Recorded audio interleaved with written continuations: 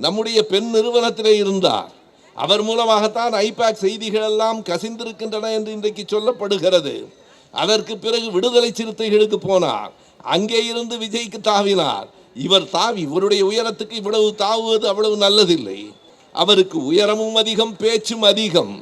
முதலமைச்சர் பேசாமல் இருந்தாலும் முதல் போட்ட அமைச்சர் பேசிக்கொண்டே இருக்கிறார். யானை வரும் பின்னால் மணி ஓசை வரும் முன்னால் என்பது போல ஆணவம் வரும் முன்னால் அழிவு வரும் பின்னால் என்பதை ஆதவ அர்ஜுனாவுக்கு யாராவது கொஞ்சம் எடுத்து சொல்லுங்கள். தமிழ்தாய் வாழ்த்துதான் முதலில் பாடப்பட வேண்டும். நல்லது. யார் கொண்டு வந்தார்கள்? நெஞ்சிலே கை வைத்து சொல்லுங்கள். ஆளுங்கட்சி நண்பர்களே, குறிப்பாக அமைச்சர் ஆதவ அர்ஜுனா அவர்களே, குருமூர்த்தி அவர்களே, வெங்கொடுமை சாக்காட்டில் விளையாடும் தோழங்கள் வெற்றி தோள்கள், கங்கையை போல் காவிரி போல் கருத்துக்கள் ஊரும் உள்ளம் எங்கள் உள்ளம், தமிழருக்கு இன்னல் விடைத்தால் சங்காரம் நிசமென்று சங்கெடுத்து கூவுகிற கூட்டம் இந்த கூட்டம். உங்களால் திமுகவை ஒரு நாளும் திவாலாக்க முடியாது. உங்கள் பத்திரிகை அலுவலகம் பத்திரமாக இருக்கிறதா என்று பார்த்து கொள்ளுங்கள். உங்கள் பத்திரிகை தொடர்ந்து வெளிவர வேண்டுமானால் நீங்கள் உண்மையை எழுத பழகுங்கள். நீங்கள் 96 பேரை வைத்துக்கொண்டு ஆட்சி நடத்தவில்லையா என்று கேட்கிறார்கள். உண்மைதான், 96 பேர் மட்டுமே நம்ம இடத்துல இருந்தார்கள். 2006இல் எதிர்க்கட்சிகளை நாம் சேர்த்து கொள்ளவில்லை. அவர்களின் ஆதரவை மட்டும் வாங்கி 96 பேரை வைத்து 5 ஆண்டுகள் ஆடாமல் அசையாமல் ஆண்டார் என்றால் அது கலைஞரின் திறமை. அது எல்லோருக்கும் வந்துவிடால். என்ன இருந்தாலும் முதலமைச்சர் விஜயும் எதிர்க்கட்சி தலைவர் உதயநிதி அவர்களும் ஒன்றாக படித்தவர்கள், ஒன்றாக நடித்தவர்கள். அந்த நட்பு மாறாமல் அவருக்கு ஒரு ரோட் ஷோ என்பதை அரசாங்கம் தன் செலவில் நடத்திற்று. நம்முடைய நண்பர் காசிமுத்து மாணிக்கம் அவர்கள் சொன்னார், நம்முடைய உதயநிதி அவர்கள் சட்டமன்ற உறுப்பினரான போது, துணை முதலமைச்சர் ஆன போது, இப்போது எதிர்க்கட்சி தலைவராக ஆன போதெல்லாம் கிடைக்காத ஒரு வரவேற்பு அவரை கைது செய்த போது தமிழ்நாடு முழுவதும் கிடைத்தது. இப்போ எஃப்சிஆர்ஏ பற்றி இங்கே எல்லோரும் பேசுகிறோம் என்றால் அந்த இடத்தில் உன்னை உட்கார வைத்தால் எப்படி இருப்பேன்னு கேட்டேன். வேற விதி இல்லைன்னு அதே தான் வரும். எந்த மதத்தில் இருப்பது என்பது அவரவர் விருப்பம். இன்றைக்கு முதலமைச்சர் திடீரென்று விஜய் என்று இருந்தவர் ஜோசப் விஜய் ஆகிவிட்டார் இல்லையா? வாக்குகள் வாங்குவதற்கு மட்டும் ஜோசப் விஜய் போதாது. மதிப்பிற்குரிய முதலமைச்சர் அவர்களே, அவர்களை காப்பாற்றுவதற்கும் அவர்களினுடைய நியாயங்களை எடுத்துச் சொல்வதற்கும் நீங்கள் ஜோசப் விஜயாக இருக்க வேண்டும். பாருங்கள், நம்முடைய டாக்டர் விஜயபாஸ்கரும் தூய சக்தி ஆகிவிட்டார். கரூர் எம்ஆர் விஜயபாஸ்கரும் தூய சக்தி ஆகிவிட்டார். இங்கே இருந்து அங்கே போனால் இடையிலே ஒரு வாஷிங் மிஷின் வைத்திருக்கிறார்கள். தீய சக்தியெல்லாம் அதில் போட்டு எடுத்தால் தூய சக்தி ஆகிவிடுவார்கள். தமிழ்நாட்டினுடைய அரசியல் எப்படி இருக்கிறது என்பதை பற்றி பேசுவதற்காகவும் இந்த மேடை பயன்படும். எப்படி இருக்கிறது என்பதை என்னை விட நீங்கள் எல்லோரும் அறிவீர்கள். சில நல்லவைகளும் நடக்கின்றன, அதை நாம் ஏற்க வேண்டும். இன்றைக்கு 2 தீர்மானங்களும், நேற்றைக்கு ஒரு தீர்மானமும் சட்டமன்றத்திலே அனைவராலும் ஏற்கப்பட்டு நிறைவேறி இருக்கிறது. உண்மையிலேயே மகிழ்ச்சி தான். வருகிற போது பார்த்தேன், நண்பர் கமல்ஹாசன் கூட ஒரு அறிக்கை விடுத்திருந்தார். இப்படி ஆளுங்கட்சி கொண்டு வருகிறதே என்று பார்க்காமல் எதிர்க்கட்சியும் சேர்ந்து ஆதரித்தது நல்லது என்கிறார். நல்லதுதான். ஒரே ஒரு திருத்தம், ஆளும் கட்சி கொண்டு வந்த தீர்மானங்களை நாம் இன்றைக்கு ஆதரித்திருக்கிறோம் என்பது உண்மையாக இருக்கலாம். ஆனால் அவையெல்லாம் நாம் கொண்டு வந்த தீர்மானங்கள் தான். அவற்றைத்தான் ஆளுங்கட்சி மறுபடியும் கொண்டு வந்திருக்கிறார். நம்முடைய கொள்கைகள் சார்ந்தவை தான். நீட்டு தேர்வை யார் எதிர்த்தார்கள்? 2010 அது முன்மொழியப்பட்டது. 2014க்கு பிறகு அது தீவிரப்படுத்தப்பட்டது. ஆனால் அதற்கு முன்பே 2006ஆம் ஆண்டே தலைவர் கலைஞர் அவர்கள் பொறுப்பேற்றவுடன் இருந்த நுழைவுத் தேர்வை முதலில் நீக்கியவர் கலைஞர் தான். என்றைக்கும் நீங்கள் எண்ணி பார்க்கலாம். இது மட்டுமல்ல, இன்றைக்கு எஃப்சிஆர்ஏ என்கிற அந்த சட்ட திருத்தத்தை எதிர்த்து நம்முடைய தமிழ்நாடு சட்டமன்றத்தில் ஒரு தீர்மானம் நிறைவேற்றப்பட்டிருக்கிறது. ஒருமனதாக கண்டிப்பாக நிறைவேற்றப்பட வேண்டிய தீர்மானம் நாம் மக்களுக்கு சொல்ல வேண்டும். அந்த எஃப்சிஆர்ஏ என்கிற எழுத்துகள் என்ன சொல்லுகின்றன என்பது நாம் இங்கே இருக்கிற தோழர்களெல்லாம் ஒவ்வொருவரும் எல்லோரிடத்திலும் எடுத்து சொல்ல வேண்டும். அவை ஃபாரின் கான்ட்ரிபியூஷன் ரெகுலேஷன் ஆக்ட் என்கிற ஆங்கில சொல்லிலிருந்து வெளிநாட்டு நிதியை ஒழுங்குபடுத்துகிற ஒரு சட்டம். இது எதற்காக கொண்டு வரப்படுகிறது? ஒன்றிய அரசு ஏன் இதிலே கூடுதல் கவனமாக இருக்கிறது? நாமெல்லாம் இங்கே பேசி கொண்டிருக்கிறோம். நாடாளுமன்றத்தில் பேசுவதற்கே இடமில்லை. நாடாளுமன்றத்தில் பேச்சே நடைபெறவில்லை. கூடுகிறது, கலைகிறது.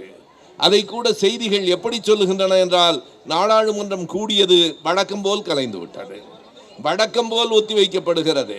ஏன் இன்றைக்கு நான் இங்கே இந்த மேடைக்கு வருகிற போது கைபேசியிலே வந்த ஒரு செய்தி, த பிரேக்கிங் நியூஸ் என்று போட்ட செய்தியை பார்த்தேன். வேறொன்றுமல்ல, வந்தே மாதரம் பாடலை பாடுகிற போது யாரேனும் அவமதித்தால் அவர்களுக்கு சிறை தண்டனை என்கிற சட்டம் நிறைவேறி இருக்கிறது, ஜனாதிபதி ஒப்புதல் கொடுத்திருக்கிறார் என்று செய்தி வந்திருக்கிறது.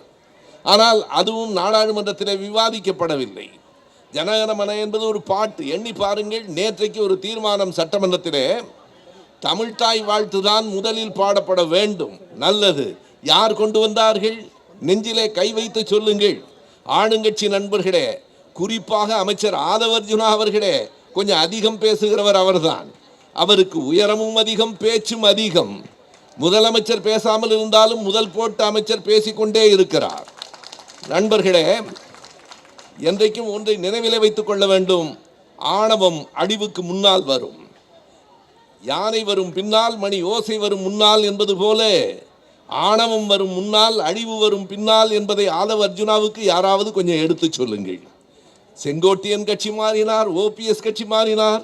இவர் ஏதோ ஒரே கட்சியிலேயே காலம் முழுவதும் இருந்தது போல நம்முடைய பெண் நிறுவனத்திலே இருந்தார்.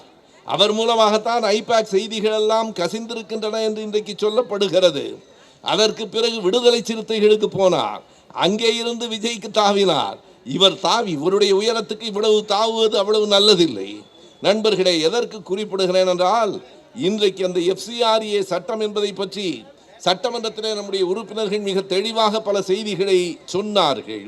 நம்முடைய கூட்டணி கட்சியிலே இருக்கிற தமிமுன் அன்சாரி நேற்றைக்கு பேசுகிற போதும், இன்றைக்கு ஜவாஹிருல்லா அவர்கள் பேசுகிற போதும் அதனை தெளிவாக குறிப்பிட்டு பேசினார்கள். ஏன் இந்த இரண்டு பேரையும் குறிப்பிடுகிறேன்?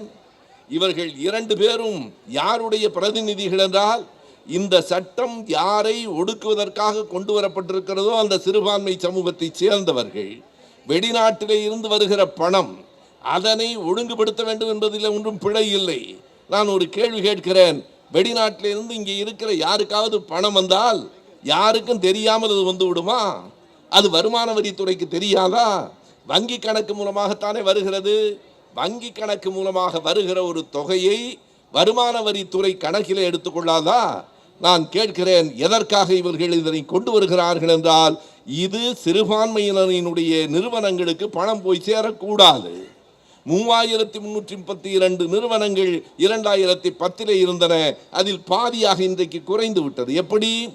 இங்கே இருக்கிற இந்த அரசு இந்த சட்ட திருத்தத்தின்படி எத்தனை முறை திருத்தம், எப்போது கொண்டு வரப்பட்டது? சிறுபான்மை மக்களை குறிவைத்து கொண்டு வரப்படுகிற ஒரு சட்டம். நான் கூறுகிறேன், எந்த மதத்தில் இருப்பது என்பது அவரவர் விருப்பம். இன்றைக்கு முதலமைச்சர் திடீரென்று விஜய் என்று இருந்தவர் ஜோசப் விஜய் ஆகிவிட்டார் இல்லையா? வாக்குகள் வாங்குவதற்கு மட்டும் ஜோசப் விஜய் போதாது. மதிப்பிற்குரிய முதலமைச்சர் அவர்களே, அவர்களை காப்பாற்றுவதற்கும் அவர்களினுடைய நியாயங்களை எடுத்துச் சொல்வதற்கும் நீங்கள் ஜோசப் விஜயாக இருக்க வேண்டும். எதற்காக? வெளிநாடுகளிலிருந்து வருகிறது கிறிஸ்தவ நிறுவனங்களுக்கு பணம் வருகிறது, நான் மறுக்கவில்லை. அந்த கிறிஸ்தவ நிறுவனங்களுக்கு பணம் வந்ததால்தான் இந்தியா முழுவதும், நம்முடைய தமிழ்நாட்டிலும் கல்வி நிறுவனங்களும் மருத்துவ சாலைகளும் கூடுதலாக இருக்கின்றன என்பதை யாரும் மறுக்க முடியாது. ஆனால் இன்றைக்கு என்ன செய்கிறார்கள்? அதை தடுக்க வேண்டும். இப்போது நாம் இன்னொரு கேள்வி கேட்கலாமா? சிறுபான்மை நிறுவனங்களுக்கு மட்டும்தான் வருகிறதா? RSSக்கு பணம் வரவில்லையா? வெளிநாட்டிலிருந்து வந்து குவிகிற பணத்துக்கு கணக்கு வைத்திருக்கிறீர்களா? RSS ஆவது தனி அமைப்பு. நான் நேரடியாகவே சொல்லுகிறேன், PM கேர் ஃபண்ட் என்று ஒன்று இருக்கிறது. பிரதம மந்திரி என்னுடைய பெயராலே ஒரு கணக்கு. அந்த கணக்கில் எவ்வளவு பணம் இருக்கிறது? எதை வேண்டுமானாலும் நீங்கள் RTI என்று சொல்லுகிற தகவல் அறியும் உரிமை சட்டத்தின் கீழ் பெற முடியும். ஆனால் PM கேர் ஃபண்டினுடைய கணக்கை பெற முடியாது. இப்போதும் இருக்கிற சட்டம் அதுதான். அந்த கணக்கில் வருகிற பணம் எவ்வளவு, எதற்கு கொடுக்கப்பட்டது என்கிற கணக்கை நீங்கள் தலைமை தணிக்கை அதிகாரியும் பார்க்க முடியாது. அந்த கணக்கை நீங்கள் தகவல் அறியும் உரிமை சட்டத்திலிருந்தும் பெற முடியாது. எனவே அதனை எதிர்த்து இன்றைக்கு கொண்டு வரப்பட்டிருக்கிறது. நான் அதைத்தான் சொன்னேன்.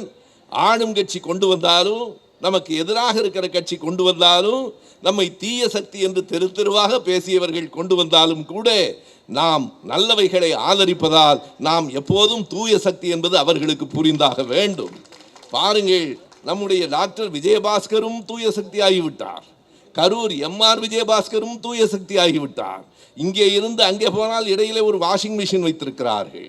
தீய சக்தியெல்லாம் அதில் போட்டு எடுத்தால் தூய சக்தி ஆகிவிடுவார்கள். அங்கே இருக்கிறவர்கள் எல்லோருமே இங்கே இருந்து அதிமுகவில் இருந்தும் போனவர்கள். அதே போலத்தான் அவர்கள் கொண்டு வருகிற தீர்மானங்களும் கூட நாம் முன்னிறுத்திய தீர்மானங்கள் தான். தமிழ்தாய் வாழ்த்து பாட வேண்டும் என்று யார் முதலாக ஆணை வெளியிட்டது? நம்முடைய முத்தமிழறிஞர் தலைவர் கலைஞர் அவர்கள் தான். 1970 ஆண்டு நவம்பர் மாதம் 20ஆம் தேதி அவர்தான் அந்த ஆணையை கொண்டு வந்தார். அதற்கு பிறகு கண்டிப்பாக பாடப்பட வேண்டும் என்று ஜெயலலிதா இன்னொரு ஆணையை கொண்டு வந்தார். நம்முடைய தலைவர் முத்துவேல் கருணாநிதி ஸ்டாலின் 21வது ஆண்டு ஒரு ஆணையை வெளியிட வேண்டிய கட்டாயம் நேர்ந்தது. எதற்காக என்றால், அந்த ஆணை என்ன என்று உங்களுக்கு நினைவிருக்கும். தமிழ்தாய் வாழ்த்து பாடப்படுகிற போது மேடையிலும் அரங்கிலும் இருக்கிற எல்லோரும் மாற்றுத்திறனாளிகளை தவிர அத்தனை பேரும் எழுந்து நிற்க வேண்டும். ஏன்னா ஒரு தமிழ்தாய் வாழ்த்து பாடுகிற போது எழுந்து நிற்க வேண்டும் என்று ஆணை கொண்டு வர வேண்டுமா? அதற்கு ஒரு தேவை இருந்தது. 2018ஆம் ஆண்டு சமஸ்கிருத அகராதி வெளியீட்டு விழாவிலே கலந்து கொண்ட சங்கராச்சாரியார் மேடையிலே தமிழ்தாய் வாழ்த்து பாடும்போது எழாமல் அமர்ந்திருந்தார். கேட்டால் தியானம் செய்தார் என்றார்கள். தியானம் செய்வதற்கு வேறு இடமும் வேறு நேரமும் கிடைக்கவில்லை. பாருங்கள், அதற்காகவே ஒரு ஆணையை மறுபடியும் தமிழ்நாடு அரசு கொண்டு வந்தது. பாட்டு பாடுகிற போது மாற்றுத்திறனாளிகளை தவிர எல்லோரும் எழுந்திருக்க வேண்டும். இனிமேல் சங்கராச்சாரியார் எழுந்து நிற்கவில்லை என்றால் அவர் மாற்றுத்திறனாளி என்பதை நாம் புரிந்து கொள்ளலாம். அவ்வளவுதான் அதற்கான பொருள். எனவே இப்படி கொண்டு வந்த தமிழ்தாய் வாழ்த்தை இன்றைக்கு ஒன்றிய அரசினுடைய வழக்கறிஞர் நீதிமன்றத்தில் என்ன சொல்லியிருக்கிறார்? நாங்கள் தமிழ்தாய் வாழ்த்து கடைசியாகத்தான் பாடப்பட வேண்டும் என்று சொல்லவில்லை. சரி, பிறகு ஏன் அந்த ஆளுநர் பங்கேற்ற அந்த நிகழ்ச்சியிலே கடைசியாக பாடப்படுகிறது? நம்முடைய முன்னாள் அமைச்சர் ரகுபதி அவர்கள்தான் சட்டமன்றத்திலே மிக தெளிவாக கேட்டிருக்கிறார். நீங்கள் ஆணையை கொண்டு வந்திருக்கிறீர்கள், இந்த அவை ஒருமனதாக அதை நிறைவேற்றுகிறது. இந்த அவையிலே ஒரு தீர்மானமாக அது நிறைவேற்றப்பட்டாலும் ஆளுநர் அதற்கு இசைவாரா? நாளைக்கே ஒரு கூட்டம் நடக்கிறது என்றால் ஆளுநர் வந்தே மாதரம் பாட வேண்டும் என்று சொல்ல மாட்டாரா? என்ன செய்வது? வெறும் தீர்மானம், வெறும் ஆணை போதாது, ஒரு சட்டமாக அது இயற்றப்பட வேண்டும் என்பதை நம்முடைய திமுக கழக உறுப்பினர்கள் தான் சட்டமன்றத்தில் இன்றைக்கு எடுத்து சொல்லியிருக்கிறார்கள். நம்முடைய நண்பர் காசிமுத்து மாணிக்கம் அவர்கள் சொன்னார், நம்முடைய உதயநிதி அவர்கள் சட்டமன்ற உறுப்பினரான போது, துணை முதலமைச்சர் ஆன போது, இப்போது எதிர்க்கட்சி தலைவராக ஆன போதெல்லாம் கிடைக்காத ஒரு வரவேற்பு அவரை கைது செய்த போது தமிழ்நாடு முழுவதும் கிடைத்தது. நினைத்து பாருங்கள், என்ன செய்தார்கள்? நீங்கள் சென்னையிலே வடக்கு தஞ்சையிலே பதிவு செய்யப்பட்டிருக்கிறது என்றால் அங்கே கொண்டு போய் தான் விசாரிப்போம் என்றார்கள். கடைசியாக அவர்களால் தஞ்சைக்கு கொண்டு போக முடிந்ததா? செங்கிப்பட்டியிலே விசாரித்தால் என்ன, பிறகு சென்னையிலே விசாரித்தால் என்ன? நீங்கள் செங்கிப்பட்டியில் விசாரிக்கலாம் என்றால் சென்னையிலேயே விசாரிக்கலாம். ஆனாலும் ஏன் செங்கிப்பட்டி வரைக்கும் அழைத்து சென்றார்கள் என்றால், என்ன இருந்தாலும் முதலமைச்சர் விஜயும் எதிர்க்கட்சி தலைவர் உதயநிதி அவர்களும் ஒன்றாக படித்தவர்கள், ஒன்றாக நடித்தவர்கள். அந்த நட்பு மாறாமல் அவருக்கு ஒரு ரோட் ஷோ என்பதை அரசாங்கம் தன் செலவில் நடத்திற்று.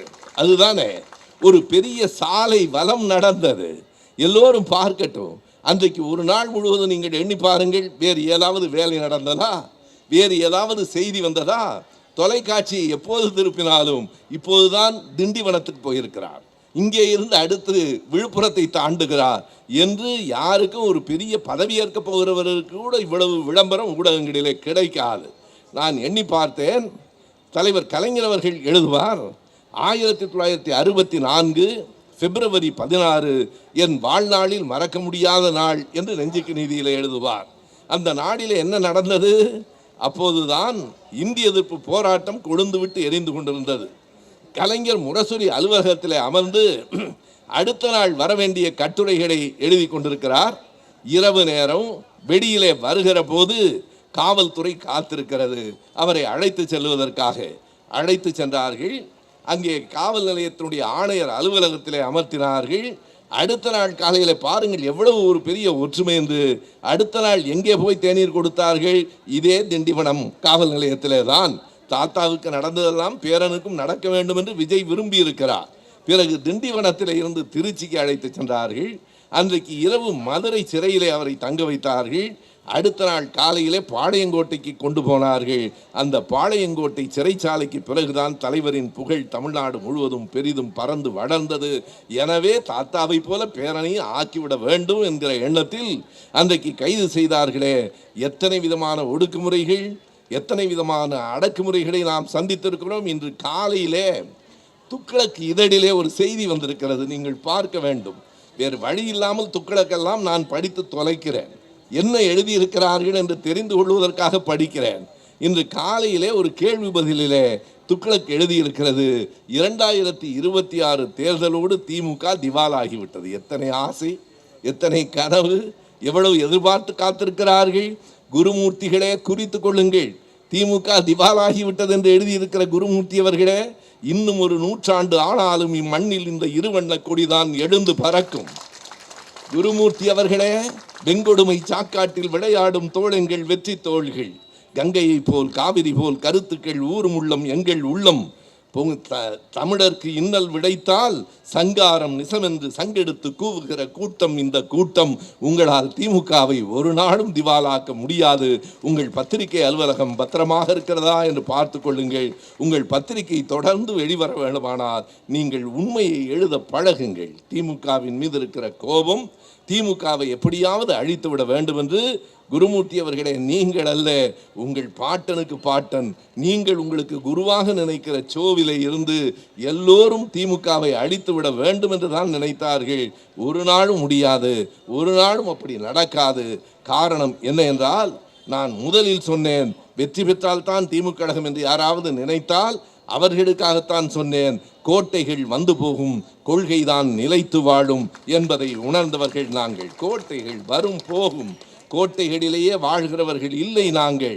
நீங்கள் கோட்டைகளுக்கு வந்துவிடக்கூடாது என்பதற்காக என்னவெல்லாம் செய்கிறீர்கள். இன்றைக்கு செய்தியை நீங்கள் பார்த்திருப்பீர்கள். நடிகர் பிரகாஷ்ராஜ் ஒரு அறிக்கை விட்டிருக்கிறார். என்ன அறிக்கை என்றால், அவரை வாக்காளர் பட்டியலில் இருந்து எடுத்து விட்டார்கள். எஸ்ஐஆர் முடிந்தவுடன் ஏன் பிரகாஷ்ராஜ் நலமாக இருக்கிறார், பிரகாஷ்ராஜ் கூட்டங்களில் பேசுகிறார், பிரகாஷ்ராஜ் கரப்பான் பூச்சி போராட்டம் நடத்தினால் ஜந்தர் மந்திரிலையும் போய் நிற்கிறார். இத்தனை இடங்களிலே இருக்கிற பிரகாஷ்ராஜ் வாக்காளர் பட்டியலில் மட்டும் இல்லை, எடுத்து விட்டார்கள். அவர் சொல்லுகிறார், என்னை வாக்காளர் பட்டியலில் இருந்து நீங்கள் நீக்கலாம், மக்களை இப்படியெல்லாம் தேர்தலில் இருந்து நீங்கள் மறுக்கலாம், ஆனால் மக்கள் சக்தியை உங்கள் வாழ்நாளில் ஒரு நாளும் தடுக்க முடியாது என்று அவர் சொல்லுவதைப் போலத்தான் நண்பர்களே, இப்போது மறுபடியும் திரும்ப பிஜேபியும் திமுகவும் நெருங்குகிறதா என்று சிலருக்கு சந்தேகம் வருகிறது. இந்த சட்டமன்றத்தில் நேற்றைக்கும் இன்றைக்கும் நடந்த அந்த கூட்டங்களே அதற்கு சாட்சி. பாஜகவை நெருங்குகிறது என்றால் நம்மை எதிர்க்கிற, நம்மை தூற்றுகிற, நம்மை தீய சக்தி என்று சொல்லுகிற ஒரு கட்சி கொண்டு வந்த தீர்மானம் கூட சரியானதாக இருந்தால் அதை ஆதரிப்பது தான் திமுகவுக்கான இயல்பு என்று சொல்லி இன்றைக்கு அதை நாம் ஆதரித்திருக்கிறோம். பிஜேபியை அல்ல, காங்கிரஸை தான் நெருங்கி தொலைத்தோம், காங்கிரஸை தான் நம்பி தொலைத்தோம்.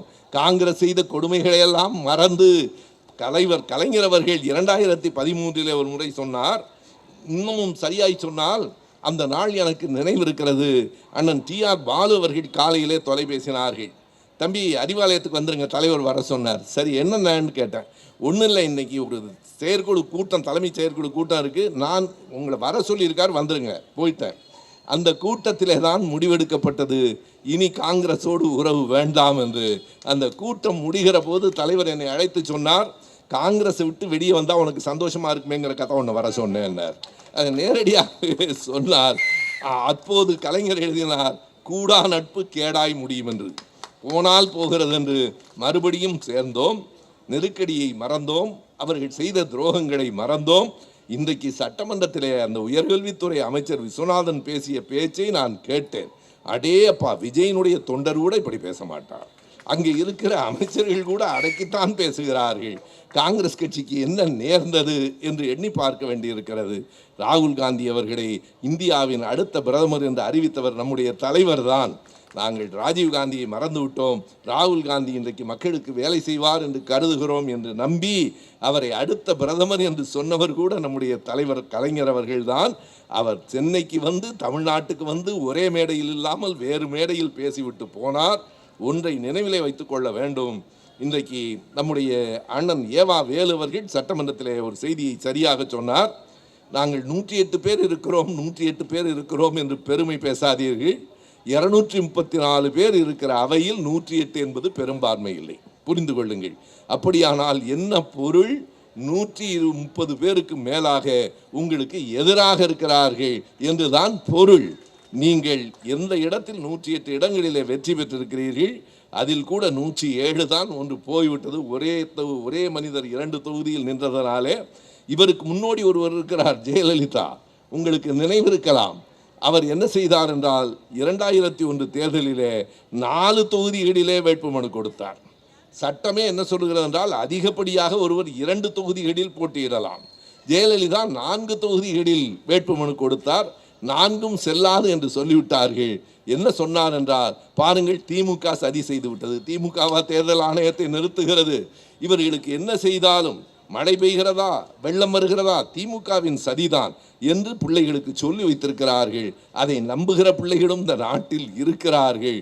எனவே அப்படி 4 தொகுதிகளில் இன்று வீணாய் போனதை போல இன்றைக்கு 2 தொகுதிகளில் நின்றார். எனவே 107 இடங்கள் தான் இருக்கின்றன. 118க்கு எப்படி வந்து சேர்ந்தார்கள் என்பதையும் வேலு அவர்கள் சொன்னார். எங்கள் ஆட்கள் தான் உங்களை ஆதரித்ததால் அங்கே உட்கார்ந்திருக்கிறீர்கள், இல்லையானால் எங்கே உட்கார்ந்திருப்பீர்கள் என்று தெரியாது என்றார். எனவே ஒரு நிலையற்ற ஆட்சியிலே தான் அவர்கள் இருக்கிறார்கள். நீங்கள் 96 பேரை வைத்துக்கொண்டு ஆட்சி நடத்தவில்லையா என்று கேட்கிறார்கள். உண்மைதான், 96 பேர் மட்டுமே நம்ம இடத்துல இருந்தார்கள் 2006-இல். எதிர்க்கட்சிகளை நாம் சேர்த்து கொள்ளவில்லை, அவர்களின் ஆதரவை மட்டும் வாங்கி 96 பேரை வைத்து 5 ஆண்டுகள் ஆடாமல் அசையாமல் ஆண்டார் என்றால் அது கலைஞரின் திறமை. அது எல்லோருக்கும் வந்து விடாது. விஜய் அவர்களே உங்களுக்கு கண்டிப்பாக வந்து விடாது. எனவே நீங்கள் பக்கத்தில் இருக்கிற ஆனந்தவர்களையும் ஆதவர்ஜுனா அவர்களையும் நம்பிக்கொண்டிருக்கிறீர்கள். ஆனந்தவர்கள் பேசுவது என்ன என்று இன்றைக்கு வரைக்கும் யாருக்கும் புரியவில்லை. ஒரு கூட்டத்தில் அவர் பேசுகிறார், நான் வணங்குகிறேன் என்று. பக்கத்தில் இருக்கிறவர் ஒன்றும் கெட்ட வார்த்தையெல்லாம் இல்லைங்க, வணங்குகிறேன்னு சொல்கிறார். அவருடைய தமிழில் இன்றைக்கு மரிய வில்சன் பேசுகிற தமிழ், அடே அப்பா, சொன்னால் சட்டமன்றத்திலே கோபப்படுகிறார். நாம் அவரை இழிவு செய்வதற்காக, அவரை கேலி செய்வதற்காக சொல்லவில்லை. இன்னமும் நீங்கள் எல்லாரும் கவனமாக இருக்க வேண்டும். பெரிய இடத்துக்கு வந்திருக்கிறீர்கள். உண்மையாக கூறுகிறேன் நண்பர்களே, நாளையோ மறுநாளோ புதுவையிலே லாஸ்பேட்டையில் நம்முடைய நிதியமைச்சருக்கு ஒரு வழக்கு இருக்கிறது. இந்திய எதிர்ப்பு போராட்டத்தில் கலந்து கொண்டதற்காக அல்ல, வந்தே மாதரம் பாடலை எதிர்த்ததற்காக அல்ல. நம்முடைய நிதியமைச்சர் மரிய வில்சன் லாஸ்பேட்டையிலே நாளையோ மறுநாளோ நீதிமன்றத்துக்கு போக வேண்டும். எதற்கென்றால் அவருடைய தம்பியையும் தம்பி மனைவியையும் உருட்டுக்கட்டையால் அடித்தார் என்கிற வழக்கு நடக்கிறது. நான் என்ன குறிப்பிடுகிறேன் என்றால், நீங்கள் நிதியமைச்சராக ஆகியிருக்கிறீர்கள். சி சுப்பிரமணியம் இருந்த இடம், எங்கள் நாவலர் இருந்த இடம், எங்கள் பேராசிரியர் இருந்த இடம், அந்த இடத்தில் நீங்கள் உருட்டுக்கட்டை வழக்கிலேயே இருக்கிறீர்களே. கொஞ்சம் போராட்டங்களுக்கும் இந்த நாட்டின் அரசியலுக்கும் வாருங்கள் என்றுதான் அழைக்கிறோமே தவிர ஒரு நாடும் உங்களை குறைப்படுத்துவது எங்களுக்கு நோக்கமில்லை. எண்ணி பார்த்தால் உண்மையாக இன்றைய சட்டமன்றத்திலே எதிர்க்கட்சி வரிசையிலே 2 முன்னாள் முதலமைச்சர்கள் இருக்கிறார்கள்.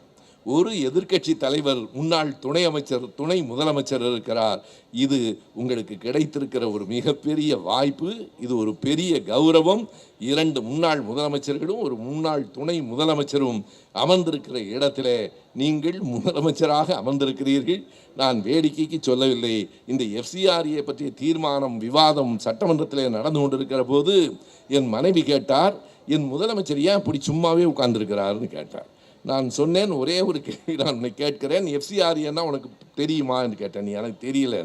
இப்போ FCRA பற்றி இங்கே எல்லோரும் பேசுகிறோம் என்றால் அந்த இடத்தில் உன்னை உட்கார வைத்தால் எப்படி இருப்பேன்னு கேட்டேன். வேற விதி இல்லைன்னு. அதே தான் அவர் ஒன்றும் பெரிய வித்தியாசமே இல்லை. அவர் வேணும்னு இல்லை, அவர் என்னையவோ பேசுகிறானுங்களே எல்லா பயிலும்ட்டு அவர் பாட்டு உட்கார்ந்துருக்கிறார்.